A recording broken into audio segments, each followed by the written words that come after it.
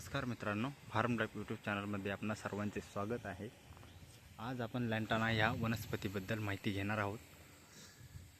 लँटाना ही मध्य अमेरिकेतील वनस्पती आहे आणि ती भारतामध्ये आलेली आहे। लँटाना ह्या प्रदेशातून आल्यामुळे त्याला कॅमारा लँटाना असे नाव पडले आहे। आपल्या गावरान भाषेत त्याला रायमुनी म्हटले जाते। तसेच याचं घाणेरी हे सुद्धा एक नाव आहे। मित्रांनो, याचे फायदे तसेच तोटे सुद्धा आहे। याचे तोटे म्हणजे याची वाढ बेशुमार होते, इतकी बेशुमार होते की हे बाकीच्या झाडांना अस्तित्व संपवून टाकते। हे बघा, आता खाली जर बघायला गेलं तर कोणतंही झाड इथं दिसत नाही, फक्त आणि फक्त लँटानाचं आहे। आणि याच्या भरमसाठ वाढीमुळे याचे नुकसान देखील आहे। याचं जास्त जर झालं तर याच्या जवळून गेल्यावर अंगाला खाज येणे, तसेच जनावरांनी जास्त प्रमाणात खाल्ल्यावर विषबाधा देखील होऊ शकते। याचे शेतकरी मित्रांसाठी काही फायदेसुद्धा आहे, जसे की जैविक कुंपण।